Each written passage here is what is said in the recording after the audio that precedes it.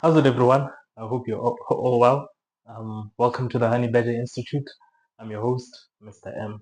Today, I'll be talking about how difficult 2018 was for me. So, when I started my career, I made a couple of moves that were considered risky by societal norms. And yeah, that led to a very difficult year, more difficult than what I was facing at university prior to that.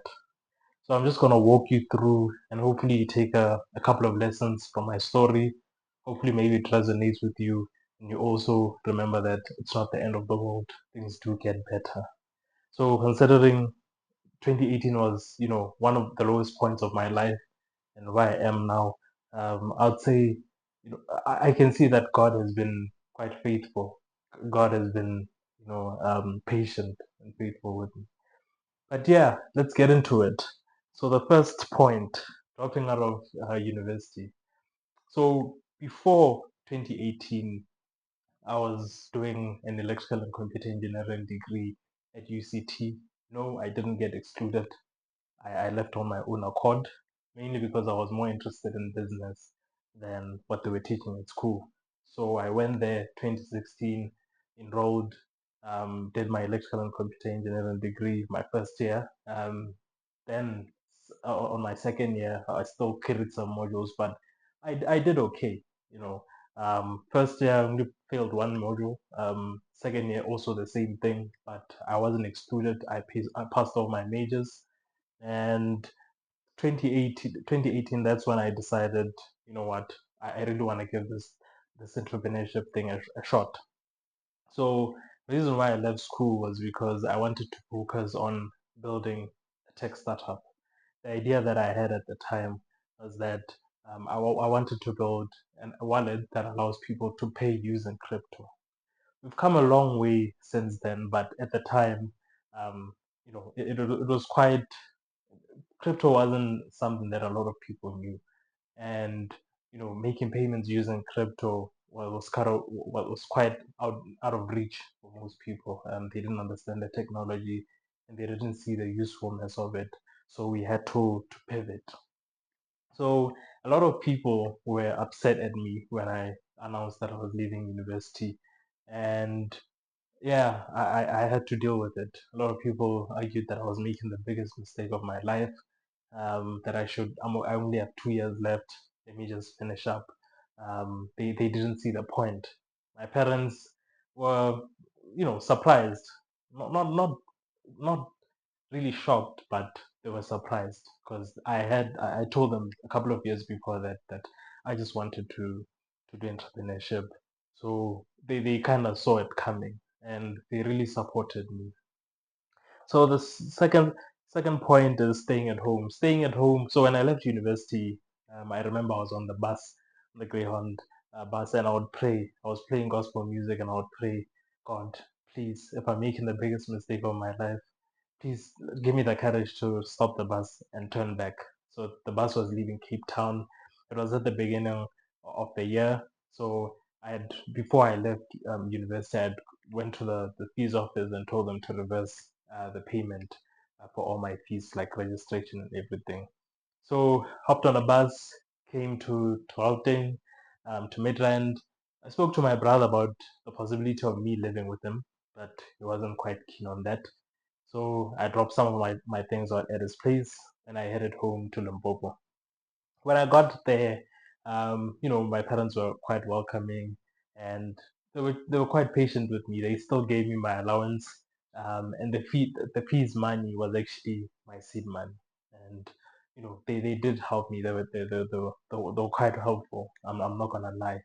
And one thing that I really appreciated about my parents is that even though they didn't understand why I was doing what I was doing, considering nothing was really wrong with school, if I was patient enough, I would have finished.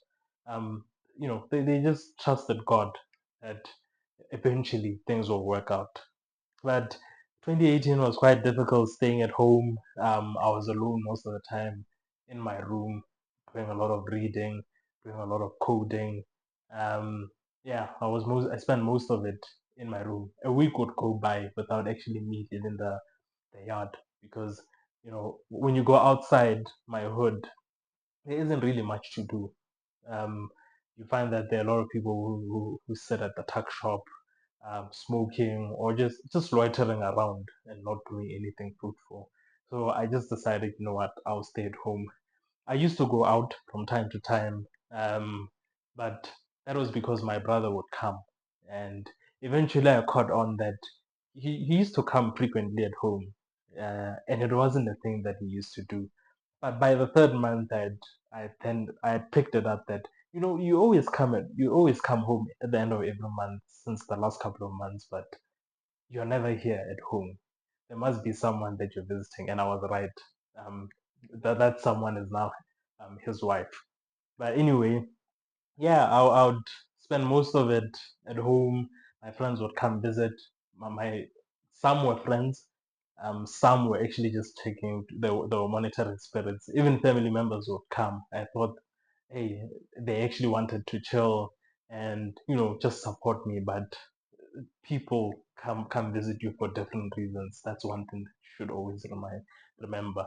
That there's some people who come to check up on you because they genuinely care, and there's some people who come check up on you to see how how deep down how how bad things are going. So I got a taste of both, and yeah, I lost a lot of friends that year. Point number three, I'd say 95% of my friends, people who I considered friends from university, I lost all of them.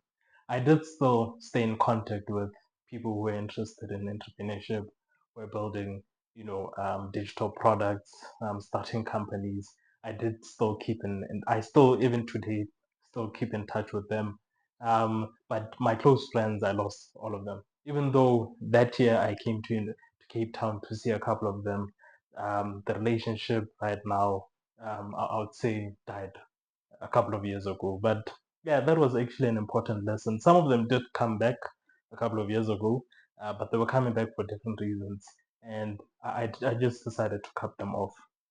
So I think it was also quite useful for me to learn those lessons that during your darkest hour, when you need people the most, they won't be there.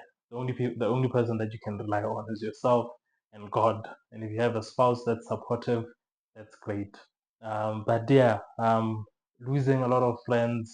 Initially, I was in denial, but as time went on, I just accepted. Because I remember I'd be in Cape Town, and some of them wouldn't make an effort when I was in Gauteng and they were passing by, they wouldn't even make an effort to see me. And I saw that what the relationship was one sided.